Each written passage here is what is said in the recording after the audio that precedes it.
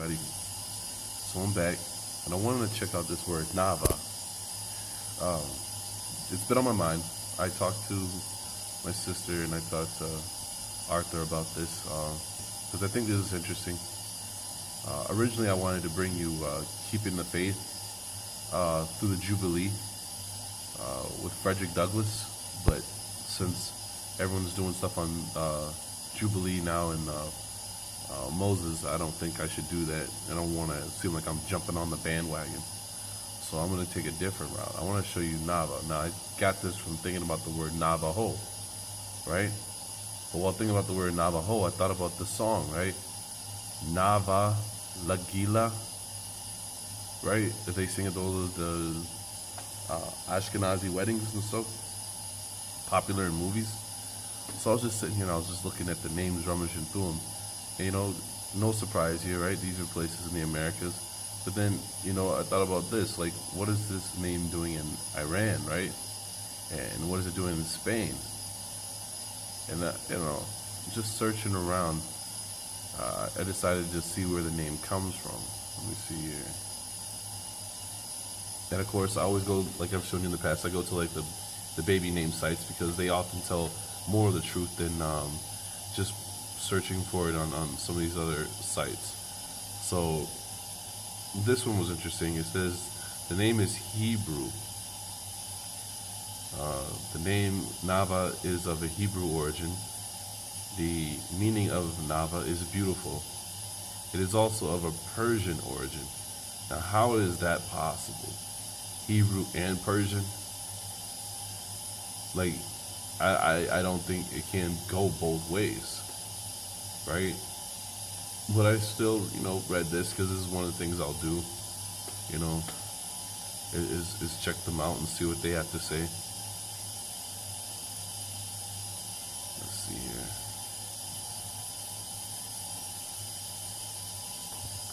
Let's see. I think there's another one I went, oh, this is the same one. Hold on. I think what it was, I was reading one of these down here where they tried to, it was interesting because it was about Sephardic Jews and how they were supposed to have been in the Americas. I don't think I'm going to be able to find it. No, I'm not going to be able to find it.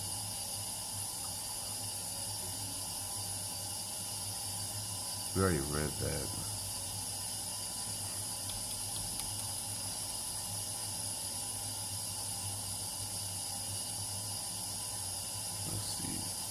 Here, Nava Nagila is where I also recognized it, right? It was from that, and then, like I said, Navajo, that's what sat in my crawl space. And I actually got to read the lyrics. Didn't know this was what it said. Let's rejoice, let's rejoice and be happy. Let's sing, let's sing and be happy. Awake, awake, my brothers. Awake, my brothers, with a happy heart. Awake, my brothers, with a happy heart.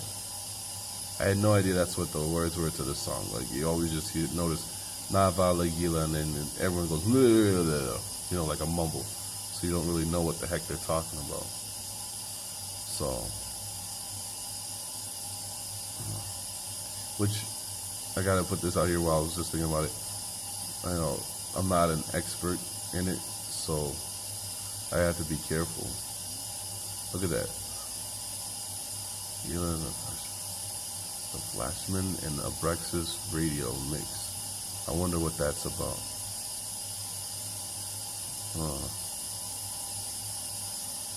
Anyways,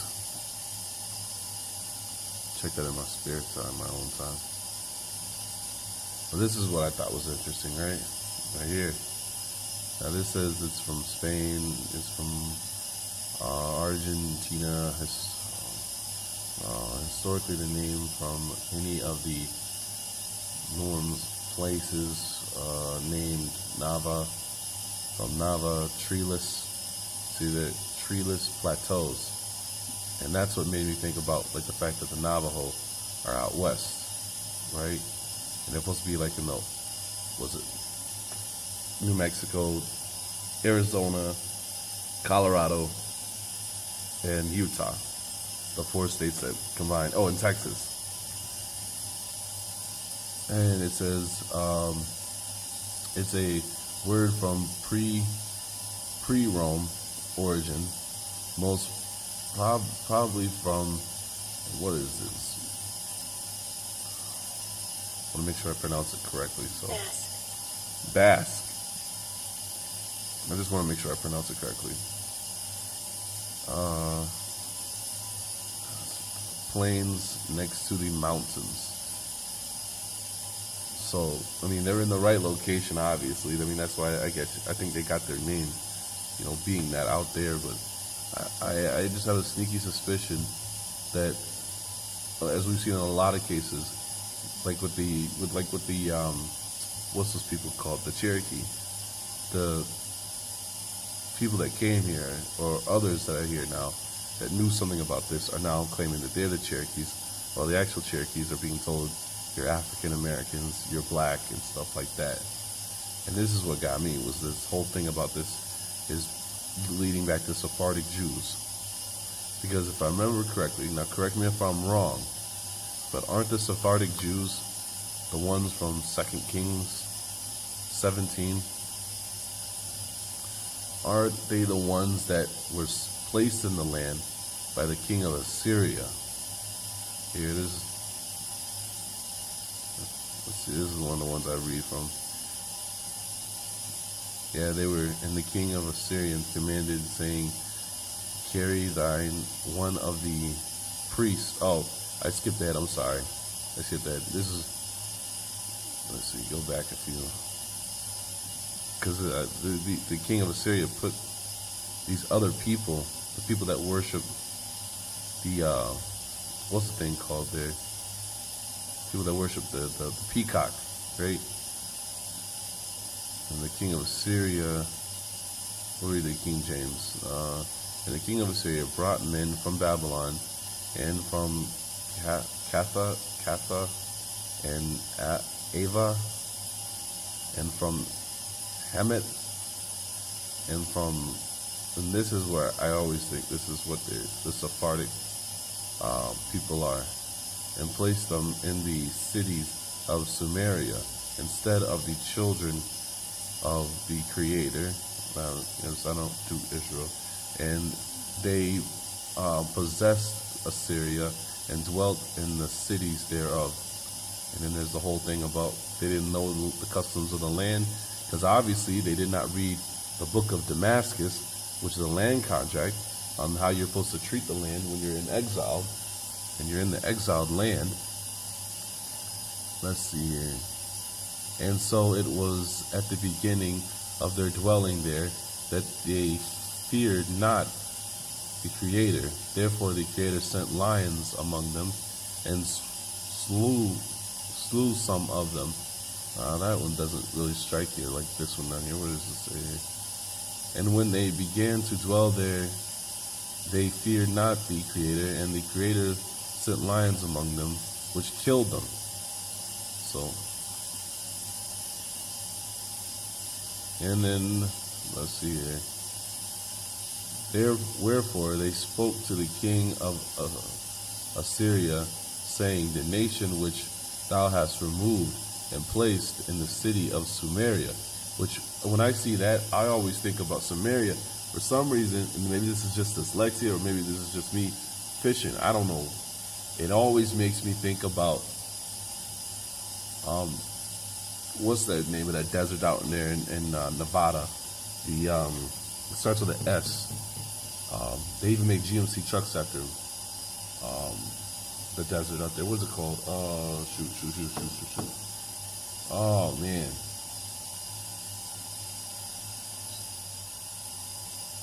I think is it Silverado? What is it called? Let's see.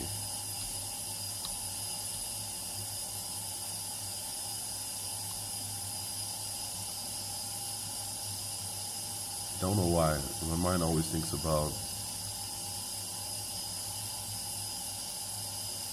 Here we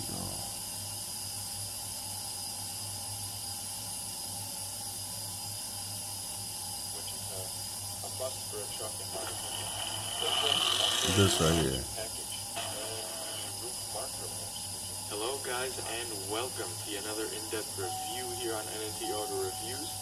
My name is Tyler, as always behind the camera, giving you guys these walk-around videos. Notice how quiet this diesel is, and it is running.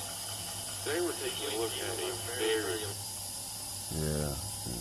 I don't know why. I just think about that truck whenever I see that name. But I hope this was interesting. I hope this will lead to something else.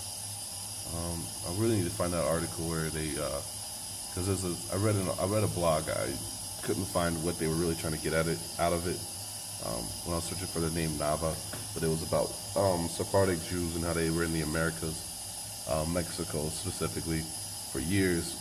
I'll find it again. I'll read from it. It's not that long of a read, but I'll make that into its own video. But